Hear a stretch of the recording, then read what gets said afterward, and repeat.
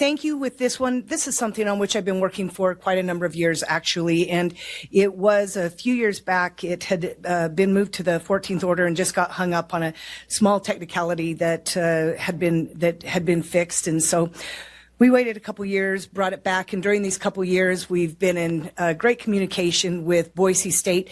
We have been in communication with our three main state schools, but Boise State is in our backyard, so it was a lot easier to be in contact with Boise State. You know, I spent 15 years at higher ed, and I'll tell you, this idea of campus free speech, the idea of allowing students, helping students to understand that their diversity of thought, experience, deductive reasoning, the value and opinions is incredibly important. If I could read just real quickly from the Supreme Court in Healy versus James, he said, peculiarly, geez, see if I can speak, the marketplace of ideas where young adults learn to exercise constitutional rights necessary to participate in our system of government and to tolerate others' exercise of the same rights.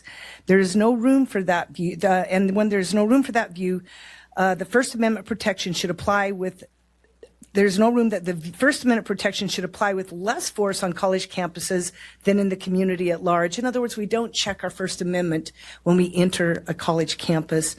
And unfortunately, we have experienced some problems here in Idaho. I'd rather not get into them and talk about the universities, including the latest where that's happened. My point is not to call out universities, is to make sure that our universities understand that you can't create speech zones and you can't create speech codes. You know, particularly oftentimes it seems to affect maybe a conservative Christian, where maybe they want to pass out information or have a little rally and they're sent to the North 40 on the campus where nobody can find them and nobody can hear or see them.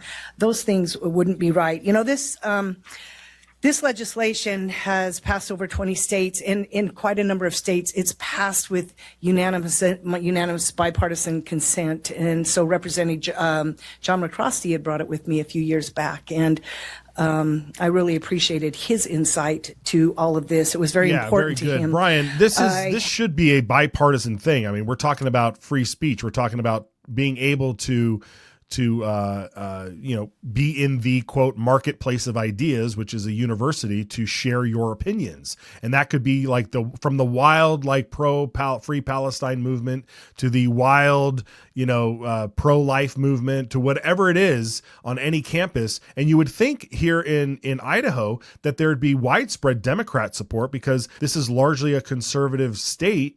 And you would think that all the colleges are probably like overwhelmingly conservative, so Democrats and liberals would want to have this. I know I say that in jest somewhat, but for some reason Democrats are not on board. At least at this point, some of them aren't. Yeah, going back to 1950s and 60s, colleges were conservative. They reflected the values of America as a whole. And you had angry leftists who said, we want free speech. We want to be able to speak our minds. We want to be able to protest. We want to be able to push our worldview. And eventually, after some resistance, those colleges and universities gave in. Now that generation is the ones running the show. They're the ones in charge at the colleges, and they want to be able to push the idea that America is irredeemably racist and sexist and hateful and bigoted, and that boys and girls can become the opposite gender, and that whatever else is going for left-wing thought, that abortion is a human right, and they decide that, well, okay, we've got this now. We don't want to let opposing views be heard, so they just say that anything that opposes their worldview is hate speech and must be shut down. If you say that unborn babies are human beings, well, that's hate speech. If you say that, hey, maybe men and women are different, well, that's hate speech. And so they shut it down. I was looking up this quote here from Frank Herbert, author of the Dune books. He says, when I'm weaker than you, I ask for freedom because that's according to your principles. When I'm stronger, I take away your freedom because that's according to my principles. The idea of free speech is something that's embedded in America. It's in our First Amendment. The freedom of speech shall not be infringed. And so when the left wanted to, have that ability, they used that. They said, well, our ideals as Americans is freedom of speech, so we need to uphold that. Okay, that's great. Well, now we need to continue upholding that. We can't just change things because another group is in charge. Free speech is free speech. It is. And for someone like Senator Ruckty, the good senator from District 29 out in Pocatello, in the heart of is it Idaho State University out there? This is what he had to say in response to this bill. I'm concerned about the remedies section, compensatory damages of up to $25,000. It's a private cause of action. I think I've, over the last few years, expressed my concerns with private cause of action and the fact that they encourage people to seek trouble as opposed to the normal reason that we have private cause of action, which is when trouble seeks them. So I have concerns about that. I also have concerns about just this is a ongoing concern about legislation that we pass here. These legislative findings at the beginning of the piece of legislation where we cite cases and give cursory explanations as to what the legislature thinks these Supreme Court cases say or don't say. I think it's poor statutory drafting, and that's not a criticism of LSO, because I think it's not LSO that's being asked to put that information in there, but courts don't look at legislative findings. They read the plain language of the statute in front of them, and if it can be read plainly, that's how they interpret it, even if it results in something absurd. And the reason they do that is because Brian, it's not their... Come on, man. I mean, we talk about this all the time. They look, if they could look at a bill and say, this was drafted on a yellow paper, normally it's on white paper, I'm going to vote against this. Like, whatever they can do to find a reason to vote against something that violates or that's trying to protect your rights, it seems like they do. Yeah, the good senator is not going to come out and say, I oppose free speech. No, I totally support free speech. This bill is written in such a way that it's not going to actually do what you think. Now, it is important for our legislators to look for unintended consequences, but at the same time, at some point, you start to see what's actually going on, that he's just looking for an excuse to vote against something that, as a whole, the Democratic Party is definitely not in favor of free speech now.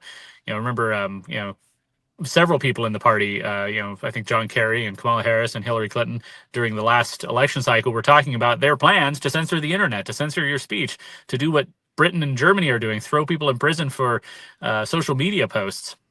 Colleges have been a hotbed of this for a long time. You have, organizations such as FIRE that have been fighting for free speech on college campuses for decades now, because that's, they have been shutting down conservative speech and Christian speech, and they've been, It is time for the legislature to get involved and say, hey, we're not going to let this go on. Yeah. So, he can complain all he wants about, why should we have all this background information in this bill? And this is just going to open it up to lawsuits and stuff. Like, this whole notion of like, what happened to just like, this is about protecting your rights. If someone will always come along, there will always be what do they call them? Ambulance chasers. There will always be somebody that walks into a restaurant looking to trip or looking to see if it's ADA compliant. Like, you'll always have that. You cannot legislate against bad actors in terms. You can only put up roadblocks. You can only put up things that if someone's going after you for fraud, then that has to happen. But you can't just we have to protect our rights first and foremost. That's it. That's just full stop. And speaking of bad actors, that's been what the left has been doing for a long time. You have that guy in Colorado who keeps suing the cake shop. And they do it deliberately. If you have one cake shop that says, hey, we'll sell you anything, but we're not going to write things we disagree with on the cake, and another cake shop down the road that says, hey, we'll do whatever you want, they could easily go to the other one, but they choose to go to the first one to try and force the issue and get their way. It's stamping out any dissent, any disagreeing views, and that's got to stop. Yeah, great point. Great analogy. Great comparison. That's exactly and that's called projection, right? They always claim it's projection.